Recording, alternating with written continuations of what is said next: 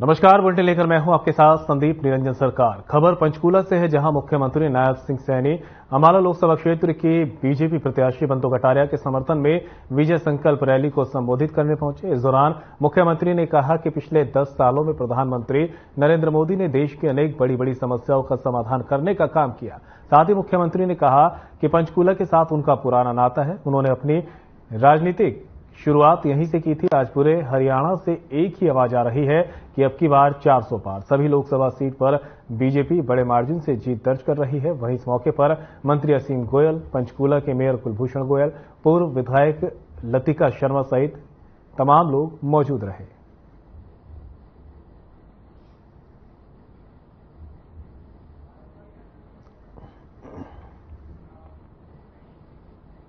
तो वहीं गुरुग्राम में बीजेपी की विजय संकल्प रैली हुई, जिस दौरान पूर्व प्रदेश अध्यक्ष रामविलास शर्मा, विधायक लक्ष्मण सिंह, कैबिनेट मंत्री बनवारी लाल, विधायक दीपक मंगला भी मंच पर मौजूद रहे। इस मौके पर सीएम नायब सिंह सैनी ने मीडिया से बात करते हुए कहा कि नामांकन के शुभ अवसर पर गुरुग्राम आया हूं, शीतला माता मंदिर में दर्शन कर आशीर्वाद लिया। हरियाणा की सभी 10 सीटों पर बीजेपी की जीत होगी। देश की जनता पीएम मोदी को तीसरी बार प्रधानमंत्री बनाएगी। कांग्रेस जीतने के लिए झूठ का सहारा ले रही है। साथ ही उन्होंने कहा कि कांग्रेस ने सभी जनहितैषी योजनाओं का विरोध किया।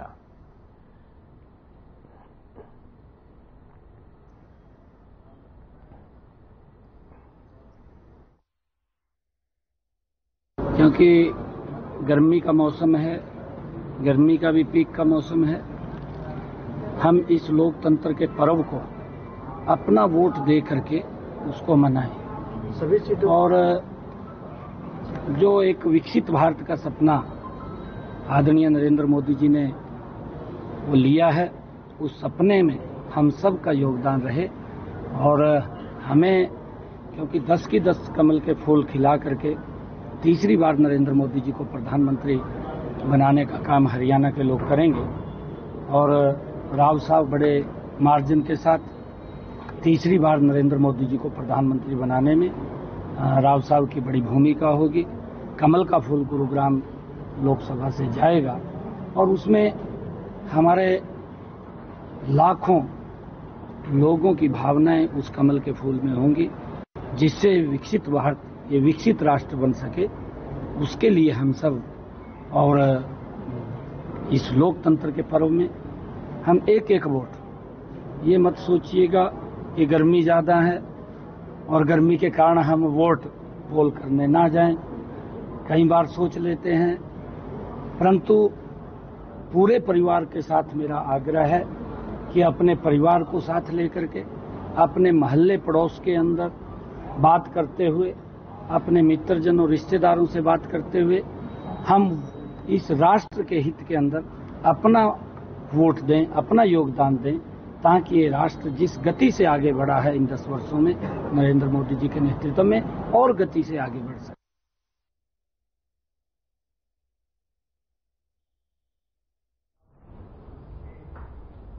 अब खबर गुरुग्राम से है, जहां बीजेपी प्रत्याशी राव इंद्रजीत सिंह ने नामांकन दाखिल किया है। बता दें कि इस दौरान मुख्यमंत्री नायब सिंह सैनी के साथ कैबिनेट मंत्री बनवारी लाल भी मौजूद रहे। तो तस्वीरें आप देख सकते हैं गुरुग्राम से, जहां पर सीएम नायब सिंह सैनी मौजूद रहे हैं। इस दौरान कैबिनेट मंत्री बनवारी लाल,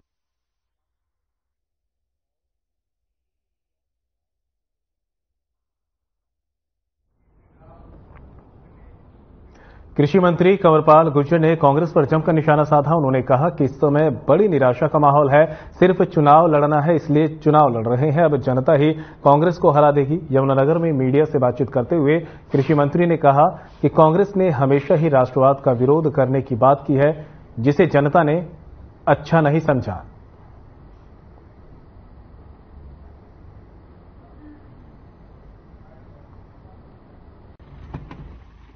तो आज वही लोग जो उनके लोग थे, आज वही समझते हैं कि आज कांग्रेस के पास कोई विचारधारा नहीं है। कांग्रेस केवल विरोध की राजनीति कर रही है, कोई विजन नहीं है कांग्रेस के पास कि देश को किस दिशा में लेके जाना। तो आज उन्हीं के लोग उनको छोड़ के जा रहे हैं। उन्हें इस पे चिंतन करना चाहिए। उनके मुख्यमंत्री रहे लोग छोड़ के जा रहे पार्टी को, तो इससे बड़ी क्या बात होगी यार। उनके ऐसे लोग जो उनके नंबर 1 के लोग हैं, मतलब जिसको आप ये कहोगे कि राहुल गांधी के सबसे नजदीक हैं, ज्योतिरादित्य सिंधिया, वो भी उनको छोड़ के आएंगे। तो आखिर आप अब इंतजार किसकी कर रहे हैं? राहुल गांधी की देख रहे हैं इंतजार के, वो कब छोड़ कर जाकर पार्टी ने।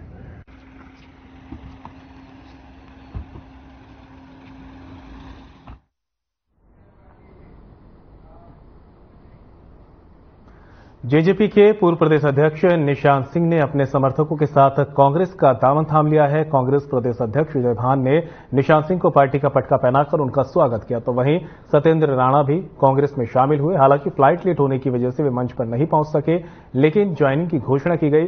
जेजेपी छोड़कर सुरेंद्र लेघा और राजेश गोदारा ने भी कांग्रेस का हाथ थामा, तो वहीं पूर्व विधायक रघु यादव के बेटे सज्जन यादव, विधायक रामकरण काला के दोनों बेटे सुकरमपाल समेत दूसरे नेताओं ने भी कांग्रेस की सदस्यता ली है। इस मौके पर पूर्व सीएम भूपेंद्र सिंह हुड्डा, रोहतक से कांग्रेस उम्मीदवार दीपेंद्र हुड्डा भी मौजूद रहे। तो चंडीगढ़ से आपको तस्वीरें दिखा रहे हैं जहां पर जेजेपी के पूर्व प्रदेश अध्यक्ष निशांत सिंह ने अब कांग्रेस का दामन थाम लिया है। पार्टी वो पहले ही छोड़ चुके थे, लेकिन किसी निर्णय पर उन्होंने अपनी अभी तक बात क्लियर नहीं करी थी और अब उन्होंने कांग्रेस का दामन थाम लिया है। इस दौरान उनके समर्थक भी कांग्रेस में शामिल हुए हैं। कई और जेजेपी के नेता हैं जिन्होंने कांग्रेस का हाथ थामा है। कांग्रेस प्रदेश अध्यक्ष उदय भान ने उनको पार्टी की सदस्यता दिलाई। इस दौरान नेता प्रतिपक्ष भूपेंद्र सिंह हुड्डा और कांग्रेस से रोहतक से उम्मीदवार, साथ ही कांग्रेस के राज्यसभा सांसद दीपेंद्र हुड्डा भी मौजूद रहे।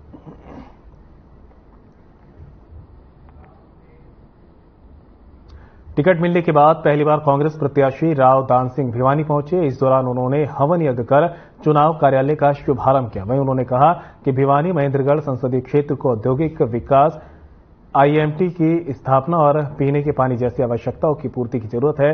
इसके साथ ही उन्होंने कहा कि कांग्रेस की सरकार बनने पर अग्निवीर योजना को समाप्त कर युवाओं को फौज में स्थायी नौकरी दी जाएगी।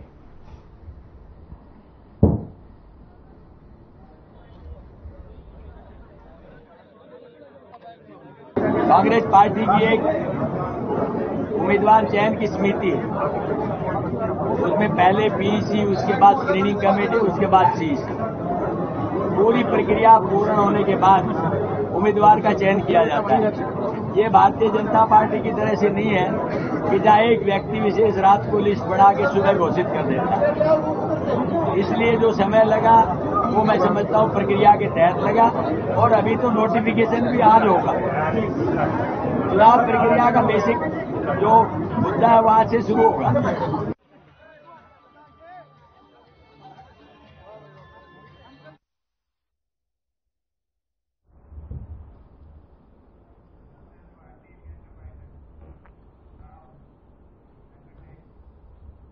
कालावाली में कांग्रेस पार्टी और गठबंधन उम्मीदवार कुमारी सैलजा ने बड़ा बयान दिया है। उन्होंने कहा कि भगवान श्री रामचंद्र पहले थे, आज हैं और आगे भी रहेंगे। सत्ताधारी पार्टी आती जाती रहेंगी। उन्होंने कहा कि कांग्रेस ने मोदी की तरह झूठ और जुमलेबाजी की गारंटी नहीं दी। कुमारी सैलजा ने कहा कि कांग्रेस ने सही गारंटी और सही चुनावी घोषणा पत्र जारी किया। अब अगर 20-20 भी करते हैं तो 40 से जाएंगे, शहर भी है, गाँव भी है। तो आप सभी कृपया सैलजा बन के एक एक वोटर को चुनो। सबको पता है चुनाव कैसे लड़ते हैं, नरम होकर हाथ जोड़ के वोट मांगना है। सबको लगे कि सैलजा आ रही है मेरी ओर से, आप मेरे सिपाही हैं, आप मेरे दोस्त हैं। और एक बात और साथियों, आपका जो साथ कहा है ये हमेशा मुझे से मानना।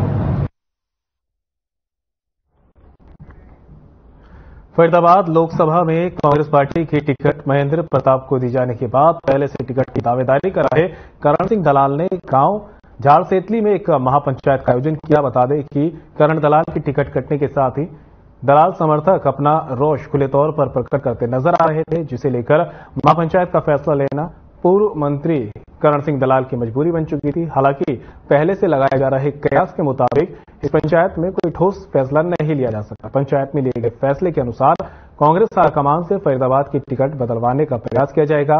अगर ऐसा नहीं हुआ तो करण सिंह दलाल आगे की रणनीति तय करेंगे। पूर्व मंत्री करण सिंह दलाल ने कहा कि कोई भी राजनीति में आ सकता है, राजनीति विचारधारा की लड़ाई है। उन्होंने कहा कि पिछले 10 सालों में किसने किसानों की लड़ाई लड़ी, कहां गए वो लोग जब जबरन टोल लगाए गए थे? जब भी किसी के लिए लड़ाई लड़ने की बात आई तो हमने सभी के हक की लड़ाई लड़ी।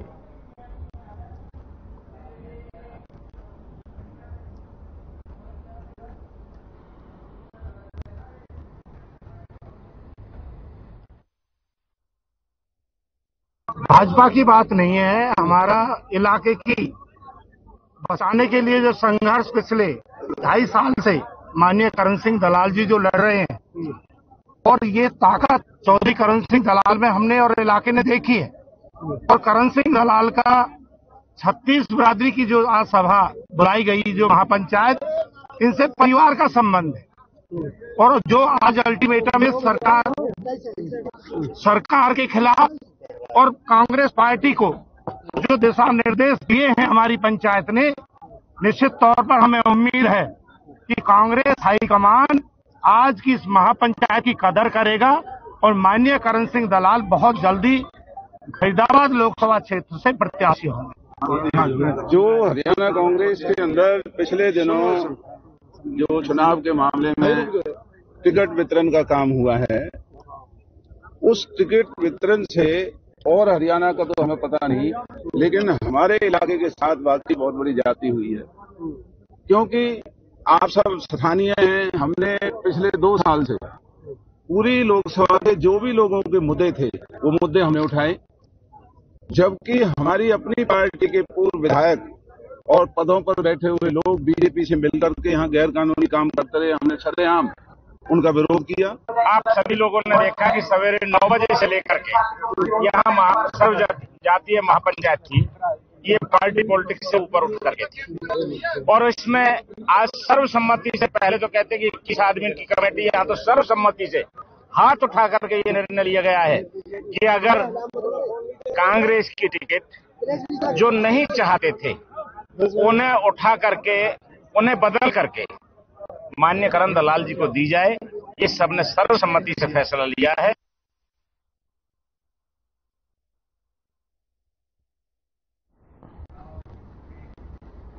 एक तरफ लोकसभा चुनाव नजदीक है तो वहीं दूसरी तरफ जेजेपी के नेताओं द्वारा पार्टी छोड़ने का सिलसिला लगातार जारी है। जेजेपी को झज्जर में बड़ा झटका लगा है। आपको बता दें कि पार्टी के जिला अध्यक्ष संजय कबलाना ने पार्टी के एक अन्य स्थानीय पदाधिकारी और समर्थकों के साथ पार्टी को अलविदा कह दिया। संजय कबलाना झज्जर जिले से जेजेपी पार्टी का बड़ा चेहरा थे। उन्होंने बादली विधानसभा चुनाव से 2019 में जेजेपी के टिकट पर चुनाव लड़ा था और करीब 28,000 वोट हासिल किए थे।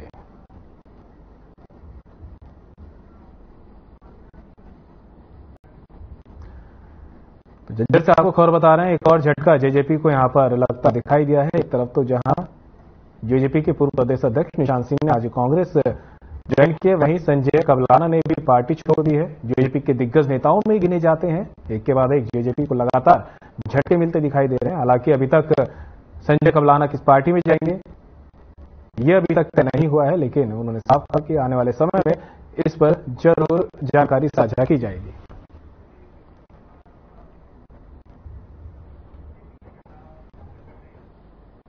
जेजेपी ने अपने उम्मीदवारों की दूसरी लिस्ट जारी कर दी है। जेजेपी ने अंबाला से डॉक्टर किरण पूनिया पर भरोसा जताया, तो वहीं कुरुक्षेत्र से बालाराम सैनी को जेजेपी ने टिकट दी है। करनाल से पूर्व सीएम मनोहर लाल के सामने जेजेपी ने देवेंद्र कादियान को मैदान में उतारा है।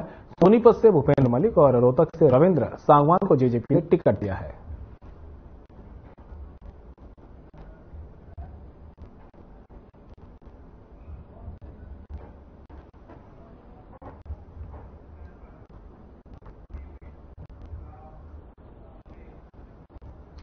साइंस इंडस्ट्री का हब कहे जाने वाला अंबाला इन दिनों नुकसान के तले दबता जा रहा है।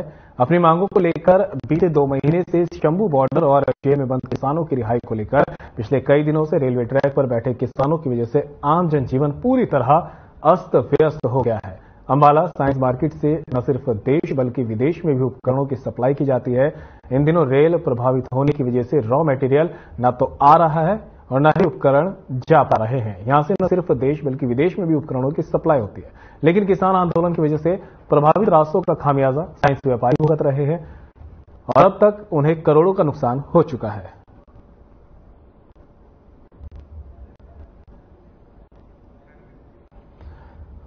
तो अंबाला में जिस तरह से किसानों ने मोर्चा खोला हुआ है, रेलवे ट्रैक को पूरी तरह जाम किया है, उससे न सिर्फ आम जनता को बल्कि अब साइंस इंडस्ट्री को भी भारी नुकसान हो रहा है। आपको बता दें कि यहां से देश समेत विदेश में भी ये इक्विपमेंट जाते हैं, लेकिन अब ना तो ये रॉ मटेरियल आ रहा है, ना ये बाहर जा पा रहा है, जिससे काफी नुकसान साइंस इंडस्ट्री को झेलना पड़ रहा है। किसानों का आंदोलन लगातार जारी है। उनकी मांग है कि जो किसान जेल में बंद हैं उनको रिहा किया जाए। साथ ही दूसरी मांगे भी है जिन पर उन्होंने मोर्चा जिन्हें लेकर खोला हुआ है।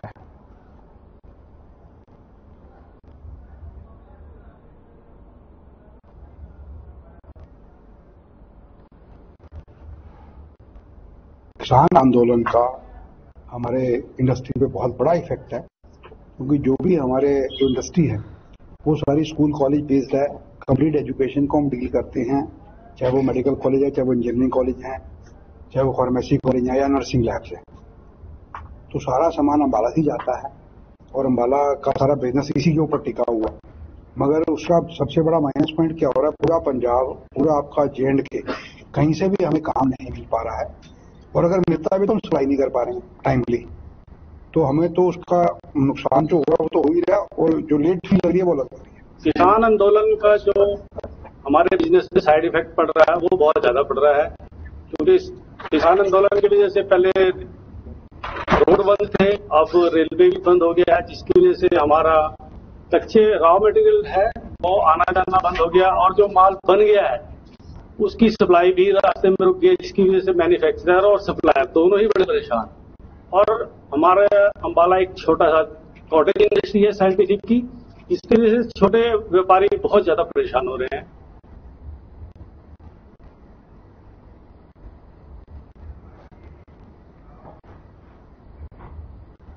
फरीदाबाद के थाना धौज इलाके में नेकपुर के जंगलों में एक नए नवेले दूल्हे का शव पेड़ पर फांसी के फंदे पर लटका मिला। इस संदिग्ध मौत के पीछे परिवार हत्या का शक जता रही है। बता दें कि मृतक की कुछ दिन पहले ही शादी हुई थी और वो पेशे से डॉक्टर था। फिलहाल पुलिस मामले की जांच में जुट गई है और मृतक के शव को पोस्टमार्टम के लिए अस्पताल की मॉर्चरी में रखवा दिया गया है।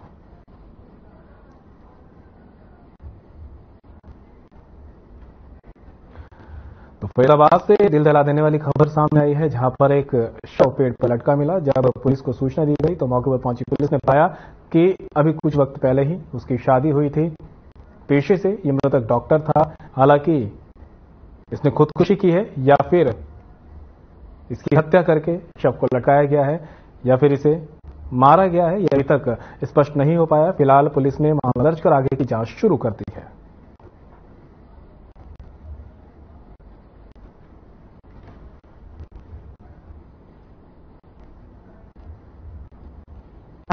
थानेदार बोले कि ऐसा करो कि हमने भी नंबर इसका ट्रेस्ट पे डाल दो कि कम से कम हमें मालूम पड़ जाए, पता चल जाए हमारा बंदा है कहाँ। लेकिन उन्होंने हमारा कोई भी सूचना, मतलब हमारी कोई उन्होंने सुना ही नहीं।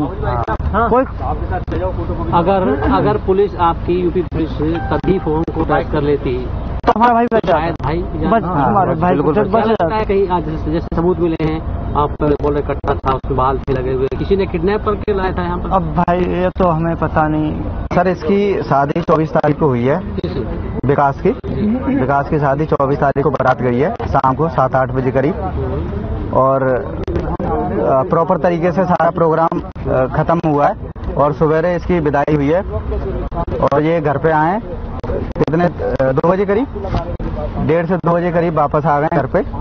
उसके बाद अगले दिन मतलब 25 को बजे घर पे आ गए दुल्हन को लेके। फिर अगले दिन 26 तारीख को इनका जो कंगन वंगन की रस्म होती है वो हुई है।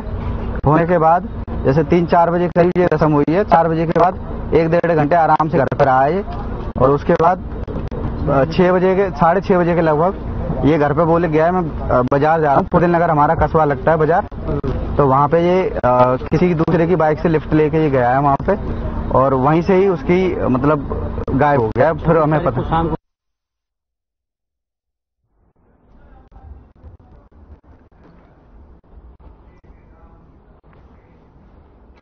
जुलाना क्षेत्र के गांव मेहराड़ा में खेतों में अज्ञात कारणों से अचानक से आग लग गई, जिस कारण खेत में खड़ा ट्रैक्टर और कई एकड़ के गेहूं के फाने राख हो गए। घटना की वीडियो सोशल मीडिया पर जमकर वायरल हो रही है, जिसमें एक व्यक्ति जलते हुए ट्रैक्टर और खेत में लगी आग के बारे में दर्द भी बयां करता नजर आ रहा है।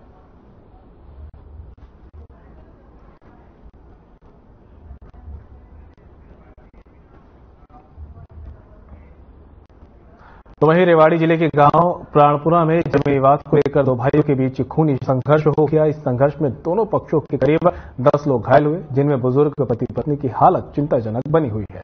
खून से लथपथ घायलों को अलग अलग अस्पतालों में भर्ती कराया गया है। इस मामले को लेकर दोनों पक्षों में तनाव की स्थिति बनी हुई है। वहीं पुलिस मामले की जांच कर रही है। तो खबर आप देख रहे हैं रेवाड़ी से, जहां पर दो भाइयों में जमीन को लेकर संघर्ष हुआ है। दो भाइयों के बीच पूरी संघर्ष की कहानी सामने आई है। दोनों पक्षों के करीब 10 लोग घायल हुए, जिन्हें इलाज के लिए अस्पताल में भर्ती कराया गया।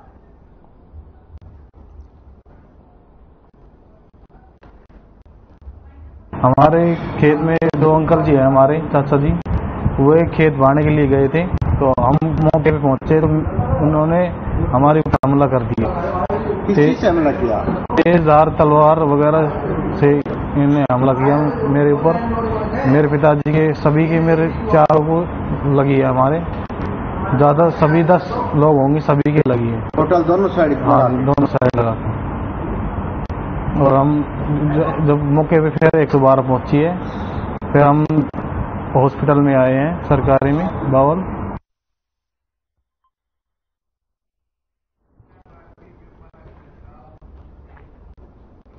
अंबाला में तेज रफ्तार जीप चालक ने एक दुकानदार को टक्कर मार दी है, जिसके बाद आसपास के लोगों ने घायल व्यक्ति को अस्पताल पहुंचाया, जहां उसका इलाज चल रहा है। जानकारी के मुताबिक तेज रफ्तार जीप चालक ने चाय की दुकान लगा रहे व्यक्ति को टक्कर मारी और मौके से फरार हो गया।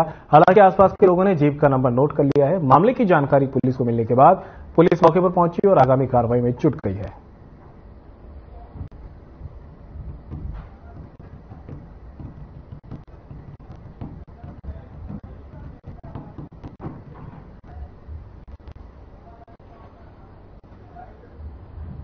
वाला एक एक्टिवा चाय की दुकान करता था, वो बाहर खड़ा था, तो उसने उसको टक्कर मार दी। तो तलाश जारी है, वो टक्कर मार के फरार है और बयान लेने के लिए सिविल हॉस्पिटल अंबाला करने आया है। सर कितनी क्या चोटें आई है? उसकी जो राइट टांग है उस पर चोट ज्यादा आई है। अभी एक्सरे होगा, उससे पता चलेगा जो आगे कार्रवाई बनती है वो कार्रवाई। गाड़ी नंबर पता चल चुका है? गाड़ी नंबर अभी पता तो चला है, अभी देखते हैं, अभी कंफर्म करके जैसा कार्रवाई उचित कार्रवाई। यही इनके कृष्णा टी स्टॉल का साथ में दुकान है मेरी, और मैं जैसे घर से आ रहा था तो पता लगा बंदों से कि थार एक गाड़ी है, महिंद्रा थार, जो कि पूरी तेज रफ्तार से आई है और उन्होंने इस बंदे के ये एक्टिवा के अपनी दुकान लगा रहा था और उसकी दुकान को साथ ही उस बंदे को भी टक्कर लग गई है। और उसको बताया जा रहा है कि सिविल हॉस्पिटल में एडमिट है और उसकी राइट टांग में फ्रैक्चर आया हुआ है। आज ही पापा रोड की तरफ सामान लगा रहे थे दुकान के बाहर, वहाँ पे 3 बंदे आए, बिल्कुल जीप थी, HR07 नंबर है 1661, और पापा सामान लगा रहे थे। गाड़ी वाले ने बिल्कुल बहुत ज्यादा स्पीड में आ रहा था, 100 से ज्यादा की स्पीड पे, और बिल्कुल टक्कर मार दी है एक्टिवा में। और पापा की जो राइट वाली टांग है वो पूरी टूट गई है। उन बंदों को पकड़ना चाहिए पूरी तरह, क्योंकि अगर कोई मार के भागता है तो सारी ऐसी एक्सीडेंट करके भागते रहेंगे। बिल्कुल सुबह के टाइम पे बिल्कुल ओवर स्पीडिंग थी, 3 बंदे थे गाड़ी में और एक सरदार भी था उसमें।